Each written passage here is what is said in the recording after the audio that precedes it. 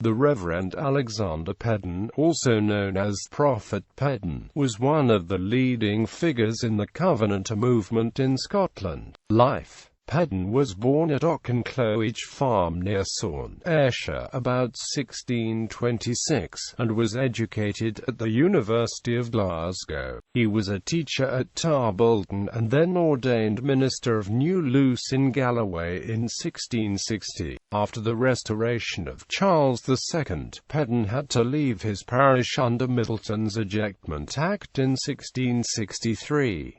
For 10 years he wandered far and wide, bringing comfort and succor to his co-religionists, and often very narrowly escaping capture, spending some of his time in Ireland. To hide his identity, Peden took to wearing a cloth mask and wig, which are now on display in Edinburgh's Museum of Scotland. In June 1673, while holding a conventicle at Knockdown near Ballantrae, Ayrshire, he was captured by Major William Cockburn, and condemned by the Privy Council to 4 years and 3 months imprisonment on the Base Rock and a further 15 months in the Edinburgh Tolbooth. In December 1678 he, along with 60 others, was sentenced to banishment to the American plantations. They were transported by ship to London, where they were to be transferred to an American ship. The American captain, however, on hearing the reason for the banishment, released them. Peden made his way north again and divided the remaining years of his life between his own country and the north of Ireland. His last days were spent in a cave on the River Lugar in the parish of Saun, near his birthplace and his brother's farm in Affleck, and he died in 1686, worn out by hardship and privation.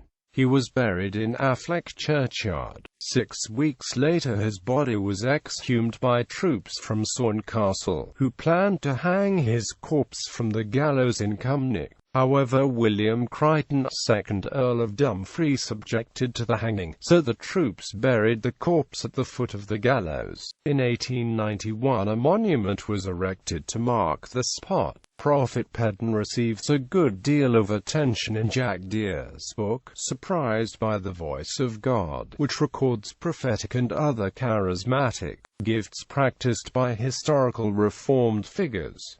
In 1682, Peden performed the wedding ceremony of John Brown and Isabel Weir. He told Isabel after the ceremony, "You have a good man to be your husband, but you will not enjoy him long. Prize his company, and keep linen by you to be his winding sheet, for you will need it when ye are not looking for it, and it will be a bloody one." On the night of the 30th of April 1685, troops commanded by Captain John Graham of Claverhouse shot John Brown for Brown's refusal to take the 1684 oath of abjuration, or to swear not to rise in arms against the king. This oath required the person taking it to abhor, renounce and disown in the presence of Almighty God. The pretended declaration of war lately affixed at several parish churches, insofar as it declares war against His Sacred Majesty, and asserts that it is lawful to kill such as serve His Majesty in church, state, army, or country, or such as act against the authors of the pretended declaration now shown to me. Quote,